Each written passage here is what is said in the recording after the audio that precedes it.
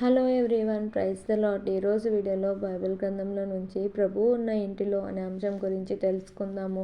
మనం ఎల్లప్పుడూ దేవుణ్ణి కలిగి జీవించాలి. ఎక్కడైతే ఇద్దరు ముగ్గురు నా నామంని ఏకీభవిస్తారో వారి మధ్యన ఉంటానని దేవుని వాక్యం సెలవిస్తుంది.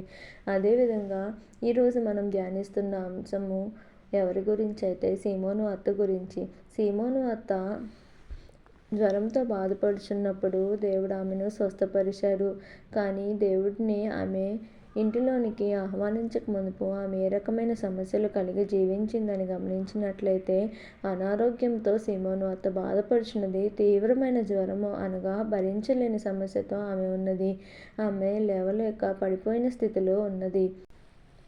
తీవ్రమైన సమస్య ఆమెను పట్టుకొని ఉన్నది. ప్రభువు ఆ ఇంటిలోనికి రాగానే ఆమె ఏ రకమైన లాభములు పొందుకుందని గమనించినట్లయితే, పడి ఉండిన ఆమె జీవితము బాగు చేయబడింది. తీవ్రమైన జ్వరం పోయి స్వస్థత లభించింది. ఆమెకు ఉన్న సమస్య విడిచిపోయినది. ఆమె స్వతహాగా లేచి నడవసాగింది. దేవుడు ఆ ఇంటిలోనికి రాకమునుపు ఆమె ఈ రకమైన సమస్యలతో బాధపడినప్పటికీ దేవుడు ఆ ఇంటిలోనికి రాగానే ఆమె స్వస్థత పొందుకున్నది. జ్వరముతో పడి ఉన్న ఆమె లేచి నడవసాగింది. ఆమె జ్వరం నుంచి విడుదల పొందుకుంది. ఆమెకు ఉన్న సమస్య కూడా విడిచిపోయింది. అదేవిధంగా ప్రభు ఆమె పట్ల కనపరిచిన ప్రేమ గురించి మనం గమనించినట్లయితే, ఇంటిలో సమస్యలతో ఉండిన భక్తుల ఇంటిలోనికి దేవుడు ప్రవేశిస్తాడు. అదేవిధంగా మన భక్తుల చెంత ఆయన తప్పకుండా నిలుస్తారు.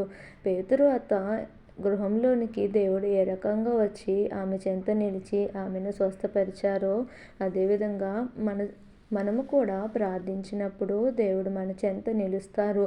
మన సమస్యల నుంచి మనము విడుదల పొందుకుంటాము. మనం ఏ రకమైన సమస్యతో బాధపడుచున్నామో ఆ సమస్యను దేవుడు గద్దించి మనకి స్వస్థత అనుగ్రహిస్తారు. సీమోను అత్తను ఏ రకంగా స్వస్థపరిచారో అదేవిధంగా మనలను కూడా స్వస్థపరిచే దేవుడు ఆయన నిన్న నేడు నిరంతరము ఏకరీతిగా ఉన్నారు. మనం కలిగి ఉన్న సమస్యల నుండి ఆయన విడిపిస్తారు. మనం కలిగి ఉన్న సమస్యల నుండి మనల్ని విడిచిపెట్టి నిలబెట్టే ప్రభువుగా ఆయన మనకు ఉన్నారు. అదేవిధంగా సీమోను అత్త స్వస్థత పొందినాగా ఆమె దేవునికి కృతజ్ఞత కలిగి జీవించింది. ఆమె కృతజ్ఞతగా ఆయనకు ఉపచారం చేసినది.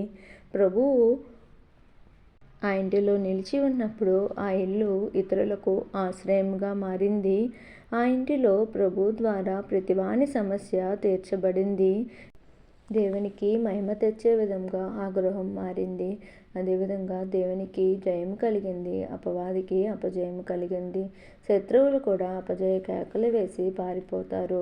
దేవుని మనం ఎల్లప్పుడూ కలిగి ఉండాలి. దేవుని మన గృహంలోనికి ఆహ్వానించాలి. అదేవిధంగా మనం ఎల్లప్పుడూ దేవునికి ప్రార్థించినప్పుడు ఆయన మన మధ్య నివాసం చేసి మన ప్రతి సమస్య నుంచి విడుదల కలుగజేస్తారు. అటు దేవుని మనం కలిగి ఉన్నాము కావున మనం కూడా దేవుని మన గృహంలోనికి ఆహ్వానించాలి. ప్రతిరోజు దేవుని కలిగి జీవించాలి. ఆ విధంగా మనం ఉన్నప్పుడు దేవునికి మహిమ కలుగుతుంది, శత్రువుకి అపజయం కలుగుతుంది. మరి మన అందరము కూడా దేవుని మన ఇంటిలోనికి ఆహ్వానిస్తూ దేవుని కలిగి జీవిద్దామా?